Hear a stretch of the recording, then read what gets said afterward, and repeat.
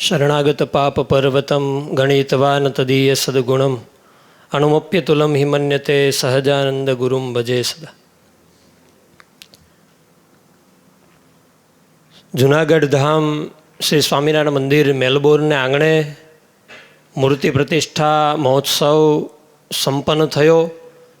अपना मंदिर में प्रगट प्रमाण बिराजता अपना सौ कोईना आराध्य इष्टदेव भगवान स्वामीनारायण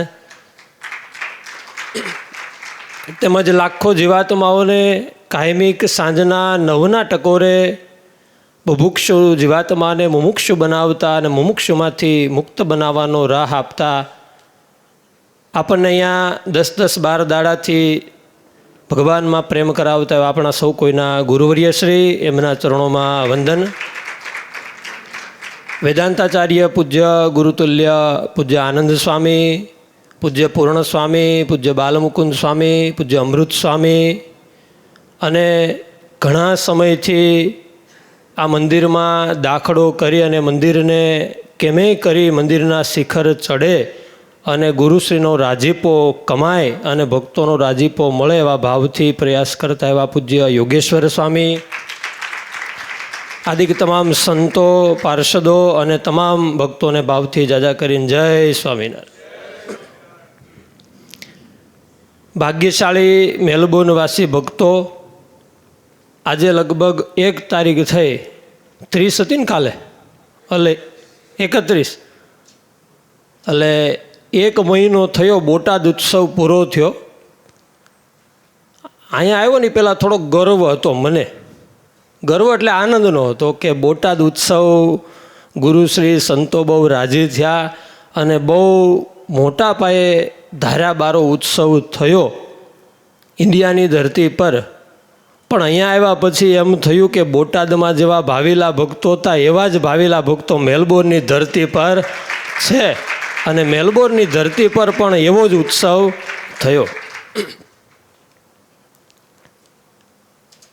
આપણે ભાગ્યશાળી છીએ। ભગવાન સ્વામિનારાયણે મધ્યના 59માં વચનામૃતમાં વાત કરી, 4 વેદ, 18 પુરાણ, ઇતિહાસ સર્વેમાં એ જ વાત છે કે ભગવાનને ભગવાનના સંત એ પરમ કલ્યાણકારી છે।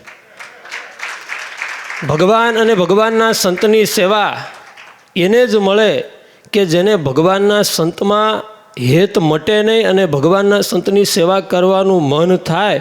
એનો મહારાજ કે સમજવું છેલ્લો જન્મ થઈ ગયો સમજવો।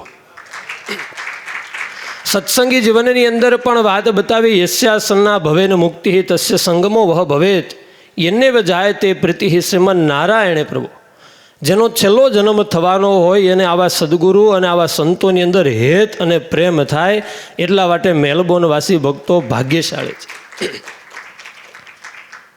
જેવી રીતે હું વાત કરું એમ બોટાદમાં ભક્તોએ બહુ સેવા કરી, એવી જ રીતે જ મેલબોર્નની અંદર પણ ભક્તોએ બહુ સેવા કરી અને મહારાજ મંદિર બંધાતું હોય અને મંદિરની સેવા થતી હોય તો મહારાજ બહુ રાજી થતા। ગઢપુરનું મંદિર બંધાતું હતું અને મંદિરનો જ્યારે ફાળો ઉઘરાવાતો હતો ત્યારે બોટાદના શિવલાલ શેઠે પોતે એમ કીધું, મહારાજ અડધામાં હું ને અડધામાં સત્સંગ સમાજ, એની પર તો રાજી થયા। પણ ચાંદગઢના દુબળી ભટ્ટ હતા અને એને પોતાના માથે બાંધેલી પાઘડીના હાથ છેડા છોડી અને એમાંથી 50 પૈસા કાઢી અને મહારાજને કીધું, મહારાજ આ ગઢપુર મંદિરમાં મારા 50 પૈસા લખી લ્યો। અને મહારાજ ઊભા થયા ને મહારાજ કે ગઢપુર મંદિરના શિખર ચડી ગયા। 50 પૈસામાં મહારાજ રાજી થઈ, કેપેસિટી પ્રમાણેની સેવા કરી, એણે પૈસાની સેવા કરી। અને મહારાજ ગઢપુરનું મંદિર બંધાવતા અને મહારાજ કે આ મંદિરમાં કોઈ શેરનો પાણો નાખે તો એનુંય મહારાજ કે કલ્યાણ કરવું। અને આપણે જાણીએ છીએ એમ ઓલો મુસલમાન કૂતરાને મારવા પાણો નાખ્યો અને કૂતરું હટકી ગયું ને પાયામાં પાણો ગયો ને અંતકાળે મહારાજ પાણો લઈને, શેરનો પાણો લઈને અલિયાસ મુસલમાનને તેડવા માટે આવ્યા। મહારાજને કે મહારાજ હું તો તમને ઓળખતો નથી, તમે કોણ, અત્યારે કેમ? અરે તે પાણો શેરનો નાખ્યો તો મારા ગઢપુર મંદિરના પાયા, અરે મેં તો કૂતરાને મારવા નાખ્યો તો। એ ભલે કૂતરાને મારવા નાખ્યો પણ ગયો તો પાયામાં ને, એટલે હાલ ભગત હું તને તેડવા માટે આવ્યો છું। એટલા માટે મેલબોર્નના ભક્તો ભાગ્યશાળી કે પૂજ્યપાદ ગુરુશ્રીના આવા સંતો આપણને આ મંદિરના માધ્યમથી આપણા કલ્યાણનો માર્ગ ખુલ્લો કર્યો, નાની મોટી પણ સેવા આપણાથી થઈ. એક નાનો એવો પ્રસંગ કહું અને પછી મારી વાણીને વિરામ આપું. માળિયાના મકન ભટ્ટ થયા. બહુ પરિસ્થિતિ સામાન્ય, ઘર વ્યવહાર માંડ માંડ ચાલે, પણ મનમાં એમ થાય કે આવા સંતો મળ્યા, પણ આ સંતોની સેવા હું શું કરી શકું? મારી પાસે તો કોઈ કેપેસિટી છે નહીં, કોઈ એવી સંપત્તિ છે નહીં. પણ મનમાં વિચાર થયો, ઘરમાં દૂજાણું છે તો સંતોને માટે છાશ લઈ જાઓ અને કંઈક અથાણું લઈ જાઓ.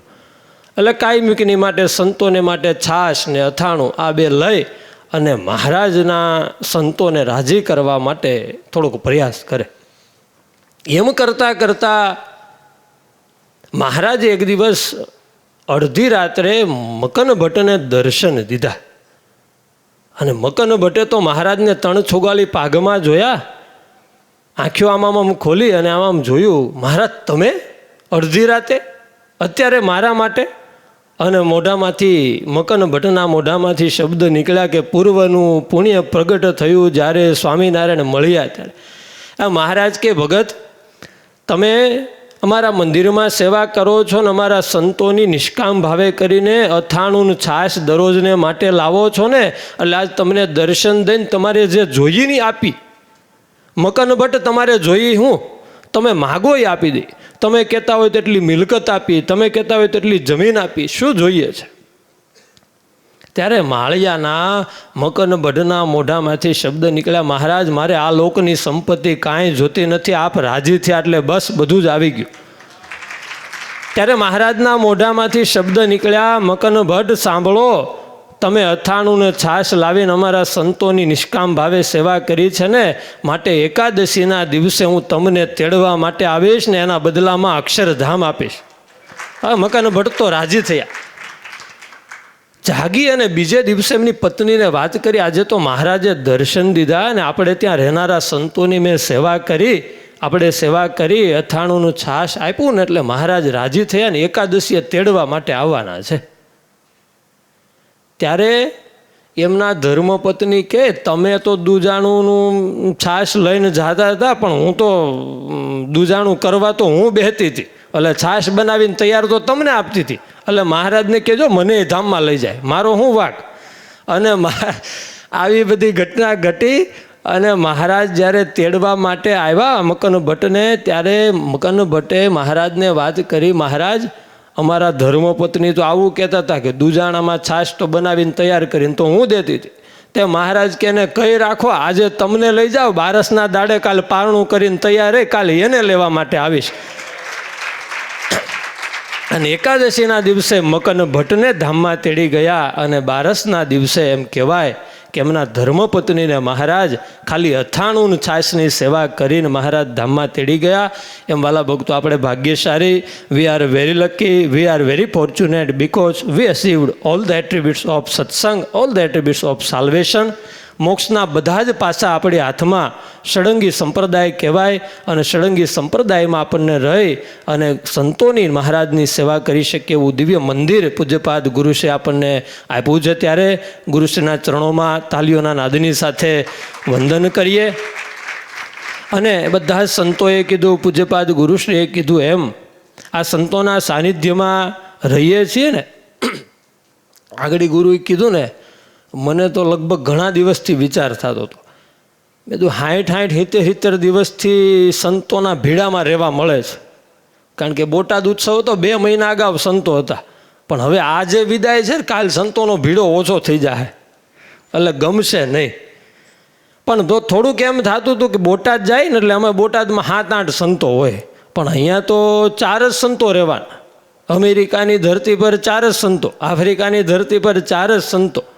પણ એ સંતોને રહેવું કઠણ તો પડે, પણ જેવી રીતે મહારાજ દૂર દેશાંતરમાં સંતોને મૂકતા, પણ સંતોના હૃદયમાં એક જ ભાવના હતી કે મારો મહારાજ રાજી થાય એટલા માટે દૂર દેશાંતર રહેવું પડે, તોય મહારાજને રાજી કરવા મહારાજના દર્શનનો ત્યાગ કરીને રહેતા.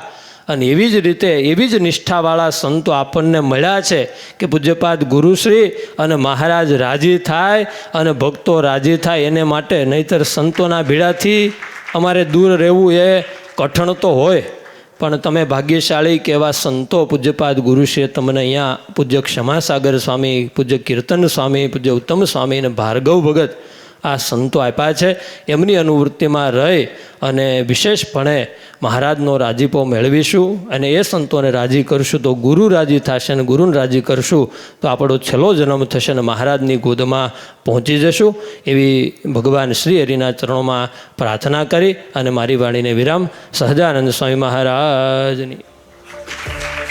अगर ये वीडियो आपको पसंद आया हो तो लाइक करें और शेयर करना मत भूलिए. सब्सक्राइब करें सरदार कथा चैनल को और बेल आइकॉन पर क्लिक करना मत भूलिए लेटेस्ट वीडियो सबसे पहले पाने के लिए.